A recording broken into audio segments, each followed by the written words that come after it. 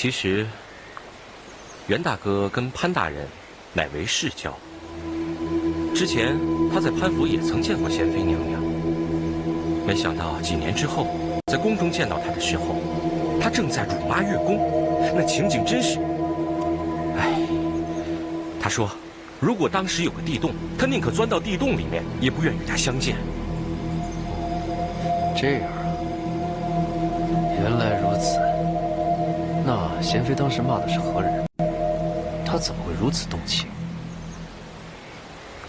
这件事整个月宫局的人都知道，娘娘骂的是少长月。之前听说他们俩关系还不错，后来却又反目成仇。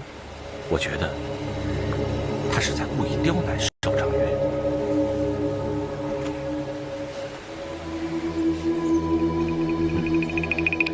明白，来，请。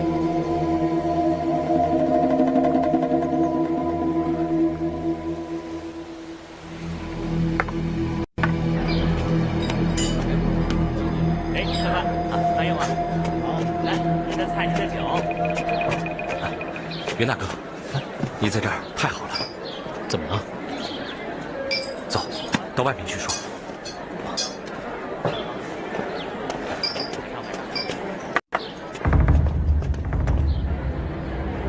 想不到我进宫走一圈，也会引来汪直的调查。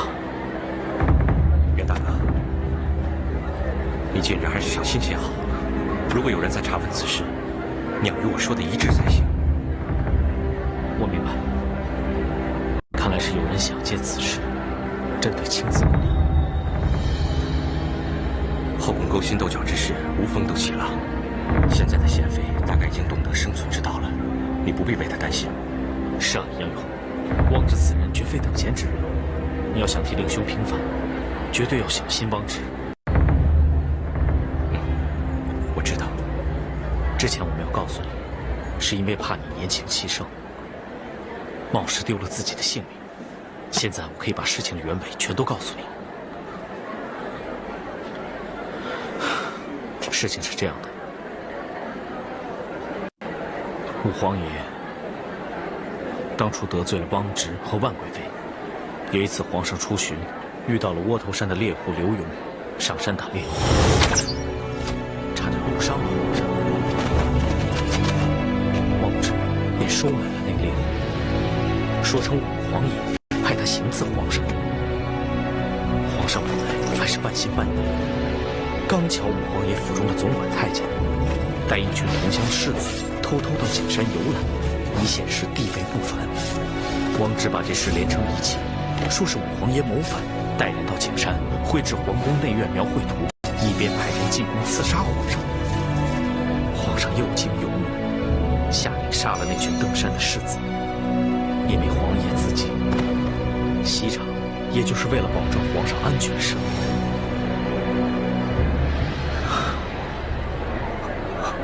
汪直也就成了长工，成了权倾朝野的大太监。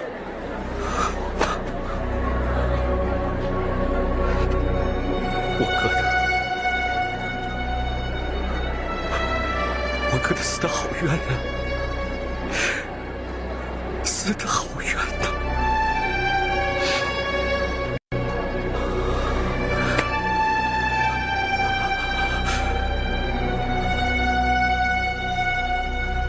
大哥，汪直以移花接木之计，把那猎户放了。只要我把他找出来，武皇爷和你的冤情就都可以大白天下。大哥，你要保佑我顺利找到那个猎户刘勇。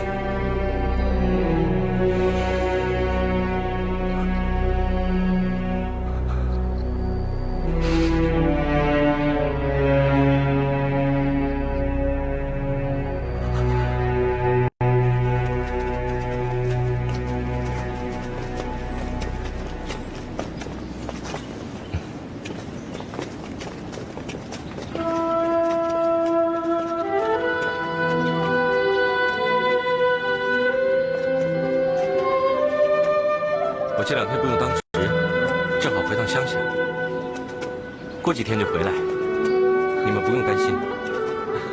谁会担心你啊？就是，回来的时候记得给我们带点好吃的啊！哎，对，一定。你们自己好好保重，等我回来。不就是回去2天吗？怎么这么难舍难离的呀？是啊，舍不得我们的话，就别走了。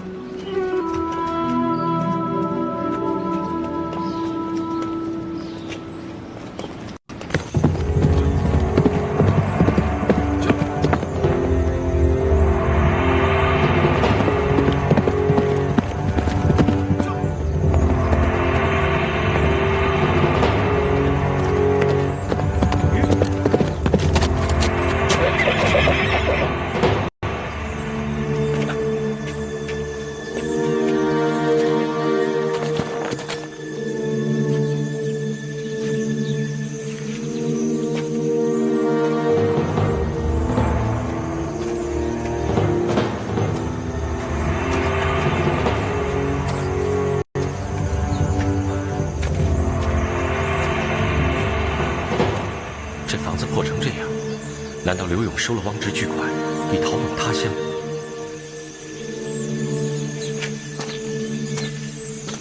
你找谁？请问刘勇是住在这儿吗？你找他什么事儿？我有点事儿想问他。你想问他？那就进来问吧。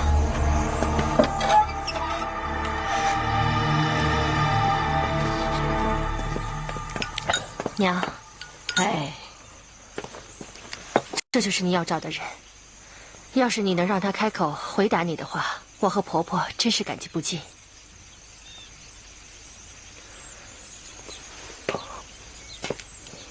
你就是刘勇？你怎么会变成这个样子？汪直不是已经给了你好处吗？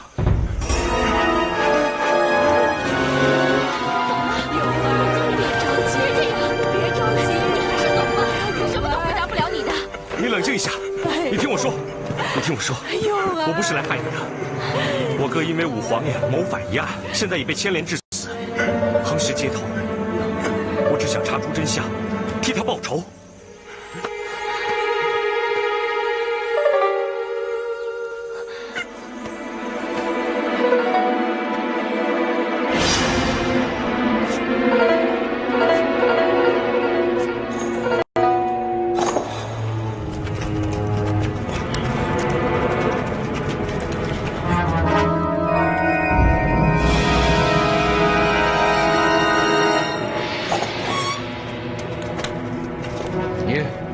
刘勇，出来。是。换好衣服，拿着银两，别再在京城出现，知道吗？哎，小的知道。傻头傻脑的，记住，顶替的那个刘勇，明天将会在午门斩首。以后你要隐姓埋名，别让人发现你的身份。如果你要是被人发现的话，第一个来杀你的人就是我。小的明白，小的明白。滚！谢大人，谢大人。走。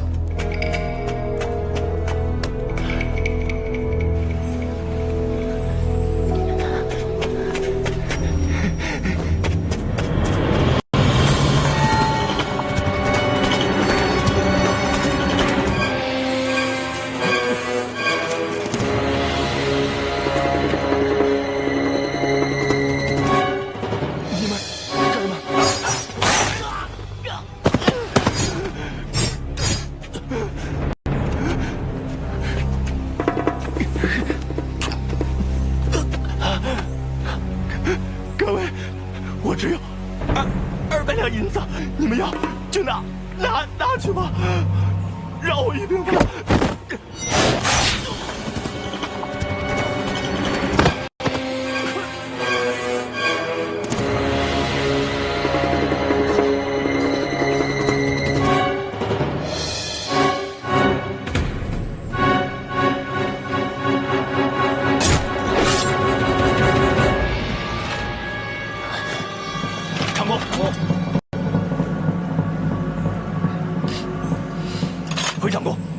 货给你出。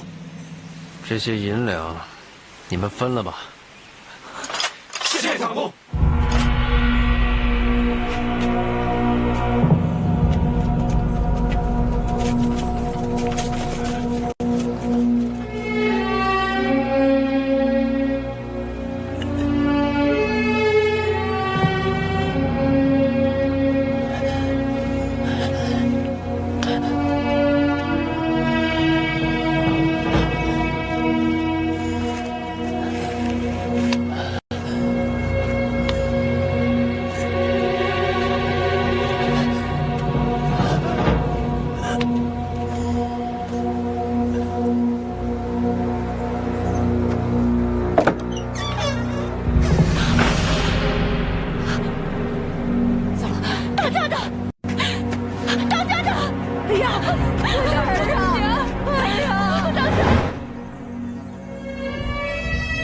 刘大嫂，他怎么会弄到如此田地？我们也不知道。那天他去上山打猎，好几天没回来。我们到山下找了好久，也没找到人。后来听说他被宫中的人带走了，我们想去城里打听吧，又没钱，想着最多关他1、2个月，也就放回来了。怎知道回来的时候，脚也废了，喉咙也被割破了，发不了声。命是捡回来的，但是到今天，我们也不知道到底是谁把他伤成这个样子的。大爷呀，你要是知道原委的话，一定给我的勇儿讨个公道，把害他的人抓去问罪。我这个老婆子，给你做牛做马也心甘情愿，我给你跪下了。大妈，大妈，快请起，快请起！大妈，大爷，来，您坐下。大妈，你放心，只要找到证据，我一定替他，还有所有冤死的人讨个公道。大爷，拜托你了。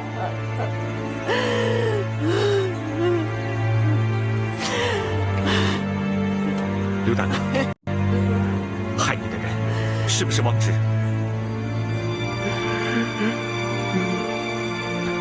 那他识不识字啊？我们这种人家哪有识字的呀？他口不能说，手不能写，怎么才能把整件事情说清楚，指证王直呢？公子，我们也知道沉冤难雪，你要是为难的话，我们也不会怪你。那有没有替他请过大夫？我们家里这么穷，哪有钱请大夫？他回来以后，我就上山采了一些草药，给他敷着止血，这才让他活了过来。那这样吧，我下山去帮他请个大夫，看看能不能让他开口说话。谢谢了，谢谢了。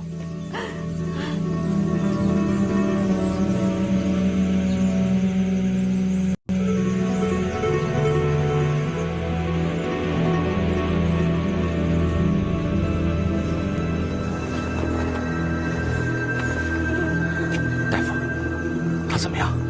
还能治好吗？说句实话，在下行医多年，还从未见过伤得如此之重还能活下来的人。就是咽喉上这一刀，阎王爷已经守在身边，准备收人了。他能够活下来，就说明他已经是福大命大。我尽量一试吧。那就好，有劳大夫了。先别谢我，这非一朝一夕之事，我也没有多大的把握。我知道，大夫，你只要尽心医治他，我们就很感激你了。这银子，你拿着，不够的话，我日后再补上。我现在就给他针灸，刺激他的咽喉和周身的血脉。谢谢大夫，谢谢公子。勇儿啊，你可要快点好起来啊！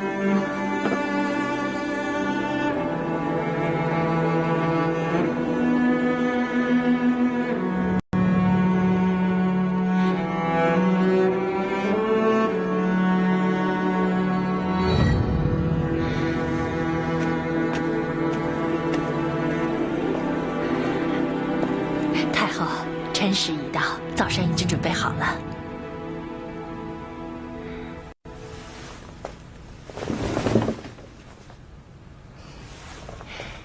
太后，该起床了。太后，该起床了。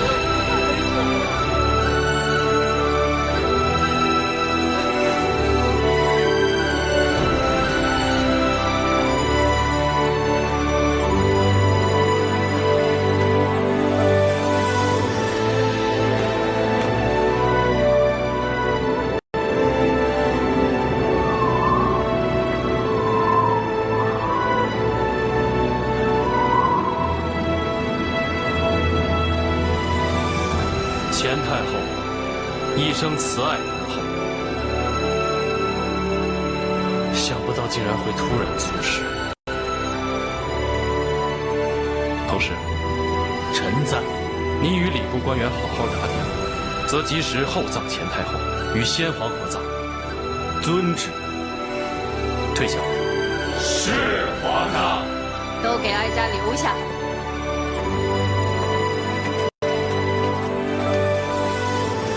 臣等参见太后。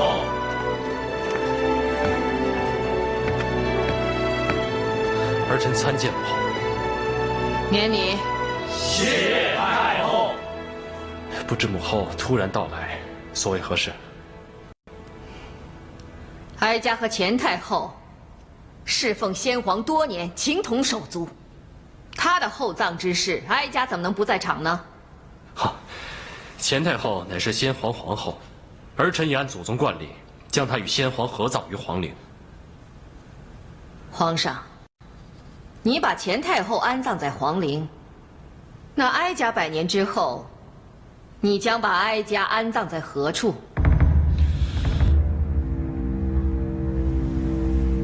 彭时，臣在。你是礼部之首，你说。回太后，历代皇室一代之中只有1位太后，所以太后全都是随先皇合葬于皇陵之中。可眼下是2位皇太后并存，你说怎么办？你该不会认为哀家是多余的吧？下官不敢。但什么？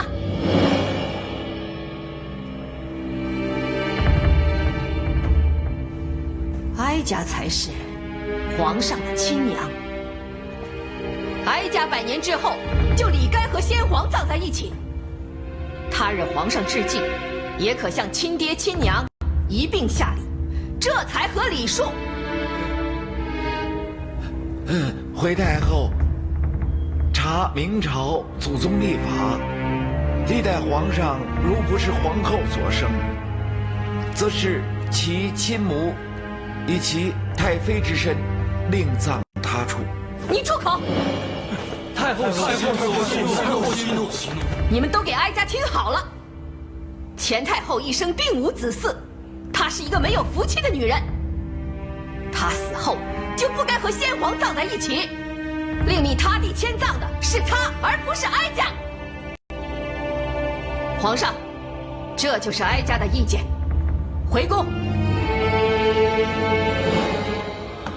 儿臣恭送母后。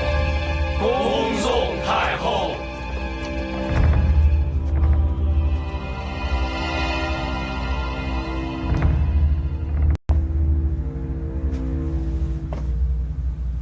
起来吧。谢皇上。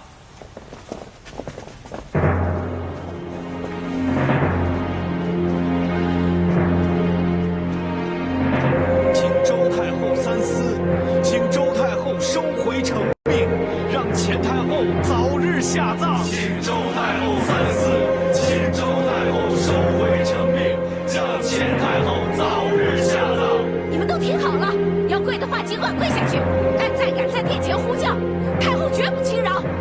来人，关上宫门。是。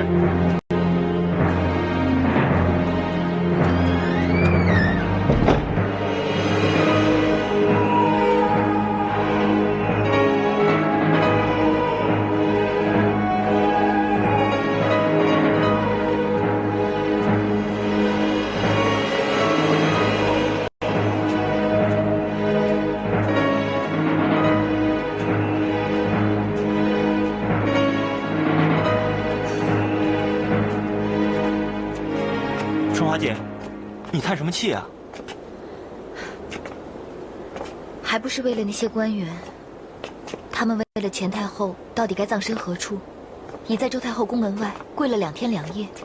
可是周太后到现在还是不肯将钱太后葬在皇陵。周太后和钱太后不和一事，在宫中人尽皆知，有什么好奇怪的？我不是奇怪，是不明白。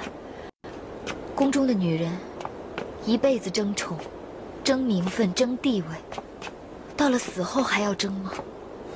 春华姐淡泊名利，心地善良，当然不明白这些事了。你又调侃我，不是吗？以你往日跟贤妃的交情，但如今她是怎么对你的？咱们不提这事了。不提，那提点别的事吧。杨月宫告假回乡，未知归期。春华姐心里是不是空落落的？我哪有啊？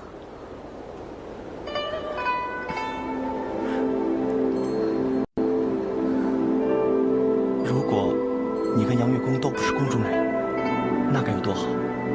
你们根本就是天造地设的一对。你别胡说了。我说的是真的。不过有些事情，既然你知道它永远都不会有好结果，就别让它发生，好吗？小安子，我知道你担心我，你放心，我会注意的。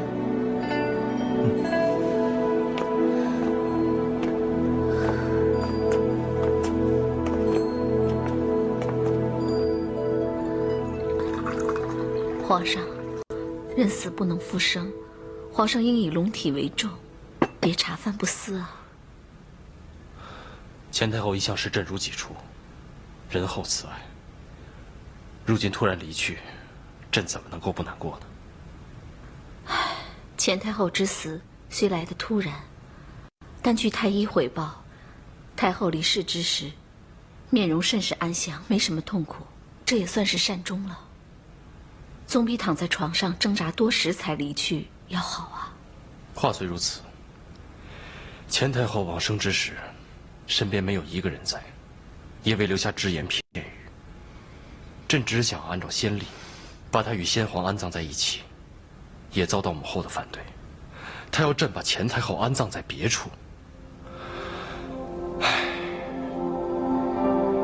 葬礼之时，周太后也要干涉，难怪皇上会心烦。可不是吗？你说我要是听从了母后之言，把钱太后安葬在别处，那是有违先命，也于理不合，令众臣不能信服。现在已有礼部官员在母后宫门前请命，可是母后仍不为所动，你叫朕怎么不心烦？哎，皇上，汪直一向足智多谋，皇上为什么不请他来出谋献策呢？这是一语惊醒梦中人啊！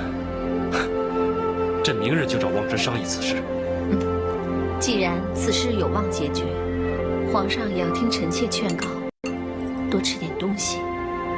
爱妃，你可知道，我后妃无数，能为朕排忧解难的，也只有爱妃你了。皇上知道就好。来。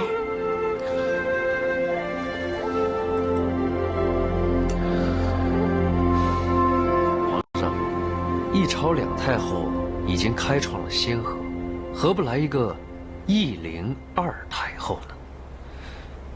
一灵二太后，望着，那你的意思是，如果不葬钱太后于皇陵的话，就与理不合，难掩众口；但只葬钱太后于皇陵，那周太后一定也不会答应。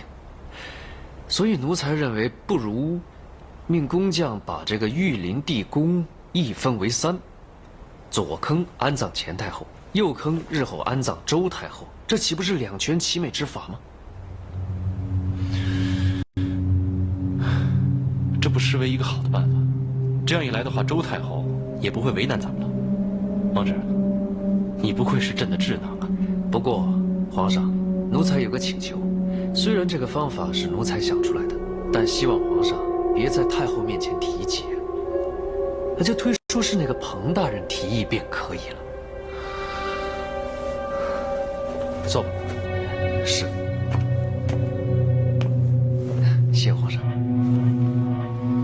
这又是为何？因为彭大人是臣子，如果太后有抱怨的话，他也不便干预朝政。但如果说是奴才说的，可能奴才日后做事就不太方便了。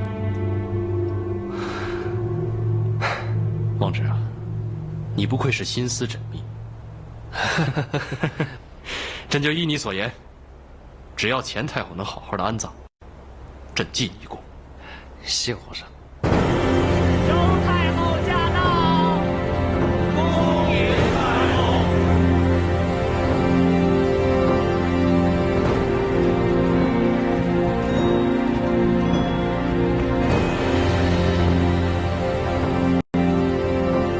儿臣参见母后。免礼。谢太后。钱太后葬礼之事，哀家已经表明态度，还要哀家来商量什么呀？回母后，彭使想到一个方法，既可令母后100年之后与先皇相聚，也不失大明国统律法。好啊，彭使，那你就说来让哀家听听。是太后，微臣之见是把玉陵地宫一分为3，中为先皇墓室，左方安葬钱太后，右方留待太后100年之后，以作安身之用。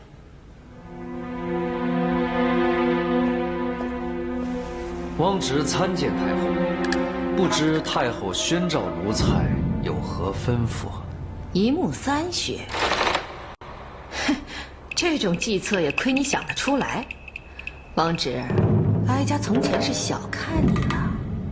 回太后，葬礼之事该由礼部主持，与奴才无关。你别在这惺惺作态，谎话连篇。哀家到处安插耳目，你不是不知道。奴才该死，奴才该死！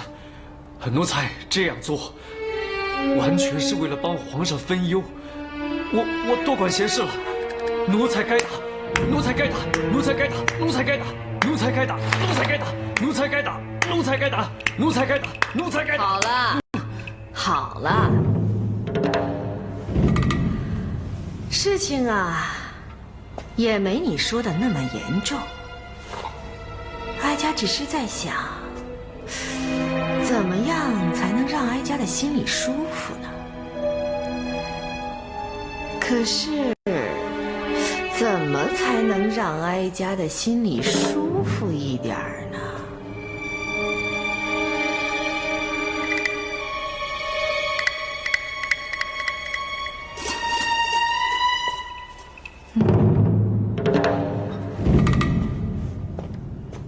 不管太后有何吩咐，汪直一定万死不辞。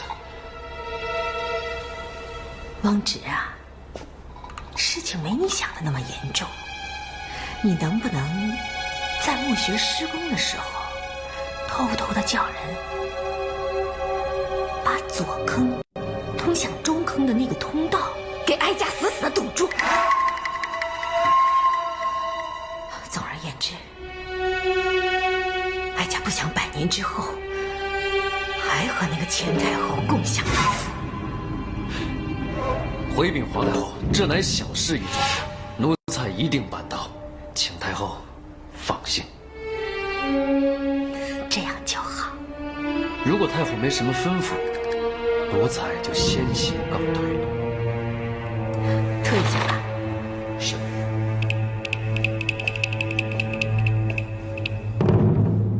好生处理此事啊！是。周太后啊，周太后，死后还要阻止先皇与前太后相见，你可真是天下第一善妒妇人。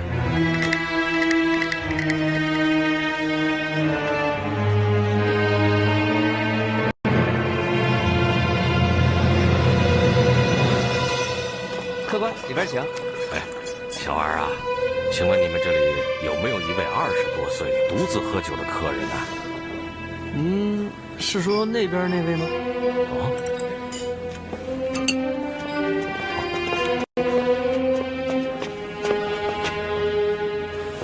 潘大人吗？总算是找到你了。有什么事吗？袁贤侄啊，前太后归天一事，我想你有所耳闻吧？在下听说了。内务府在整理前太后遗物的时候，找到了一封前太后给你的亲笔信。内务府要你亲自去认领一下。这，老夫正要进宫去打点，你就跟老夫一同前去吧。好吧。啊，只是你这样可不行，还需要换身衣服。快走吧。好。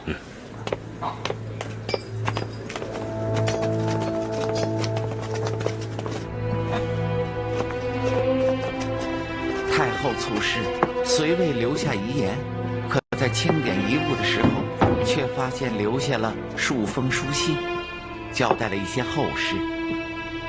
太后可能早就知道她的大限之期已至，只是我们不敢相信，也不愿细听啊。潘大人不要过于伤心了，这些书信也明确地列明了太后所赠娘娘、大人和这位袁公子之物。待你们看过信之后，可去内务府取回太后所赠的贵重之物。杨公公，我们还想在此宫殿再次缅怀一下太后，不知方便与否？这没问题，我就留下福缘，等你们走后，关好门窗便是。娘娘，奴才告退。退下吧。是。多谢公公。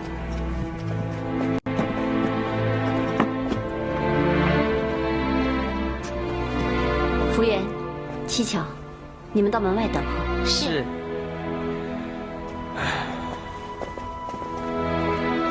想不到，时隔几天而已，我们就和太后天人永隔了。义父不要太伤心，身体重要。青子，从今往后，我们前潘两家，可就全靠你这贤妃娘娘在宫中照顾了。义父放心，本宫有言在先，绝不食言。好。贤侄啊，太后所留之信，讲的是何事啊？这是太后给在下的举荐信，在下可凭此信恢复旧职，也可凭此信到其他各部效命朝廷。贤侄，太后临死之前都没有辜负这个承诺，可见你的确是个可造之才。千万不要再颓废下去，辜负了太后的一片苦心呐！太后和潘大人的美意，袁某感激于心。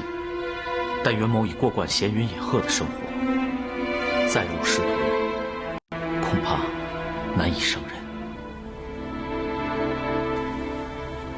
袁公子，人过留名，雁过留声。你何不为百姓、为朝廷尽一份力，也为自己设计一个好的前程？他日便留名于世。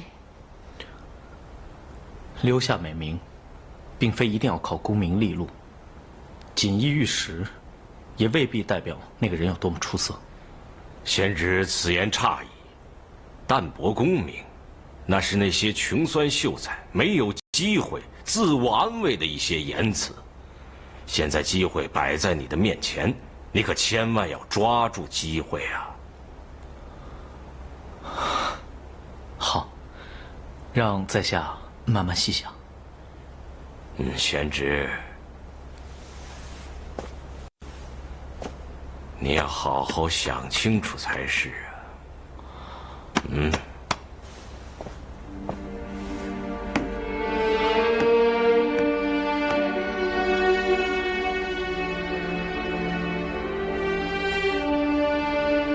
袁公子，我听义父说，你辞官以后，便四处流浪，居无定所。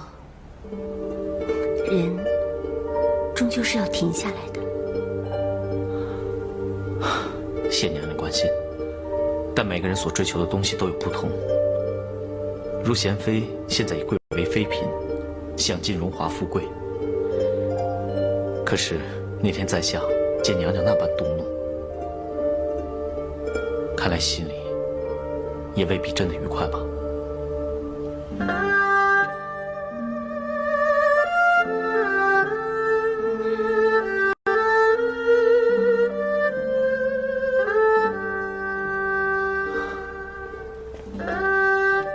在下知道，在后宫之中，犹如困兽斗，但还是希望娘娘能够好好珍重，也希望娘娘不要再次迷失了心性。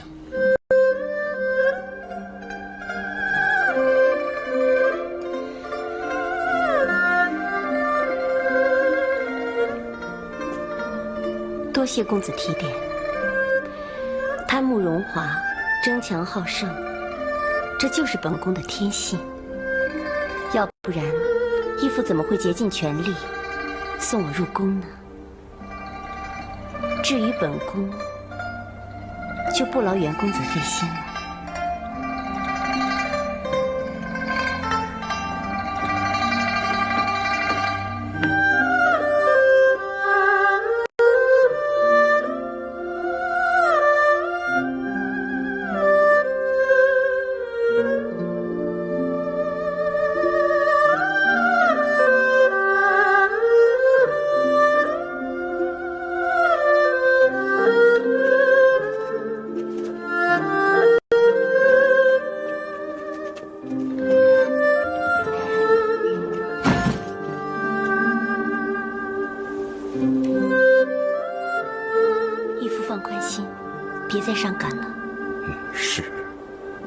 本宫先行回宫，不做远送了。是，日后有空，随时召老臣进宫相见。义父放心吧。恭送娘娘。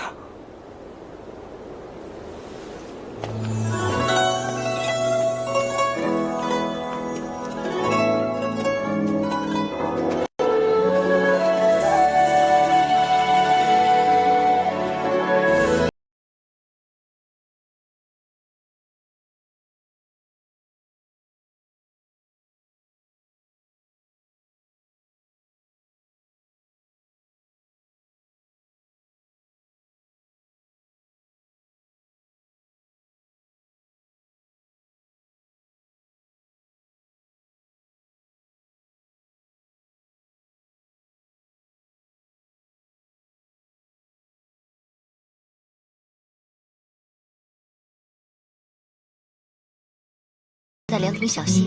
是娘娘。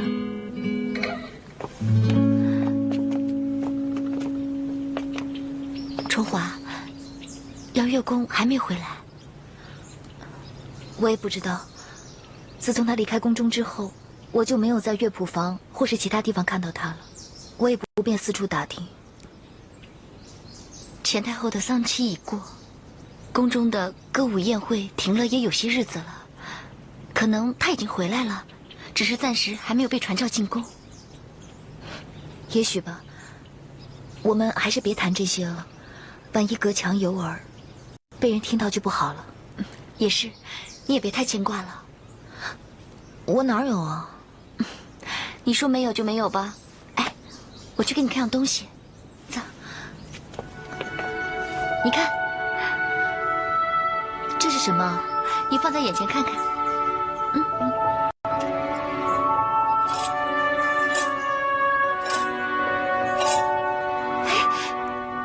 会变，这叫什么来着？这个呢叫万花筒，是西域的贡品。皇上赏赐给你的吧？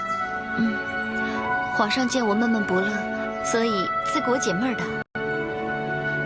其实皇上对你挺好的，你呀，也不要总是这么多愁善感的，让自己快乐点，别那么难受。我知道，可是心不由己啊。不想这些了，来，你看看多好看，看看，来，转一下，是不是花样又变了？是啊，变化好多，好看吗？真是太好看了。在下知道，在后宫之中犹如困兽斗，但还是希望娘娘能够好好珍重，也希望娘娘不要在此迷失了信心。迷失信心，还不是被逼出来的吗？害我在袁公子面前出丑，少春华败韩晓，这笔账早晚也要跟你们算清。娘娘，你没事吧？没事，看他们能高兴多久。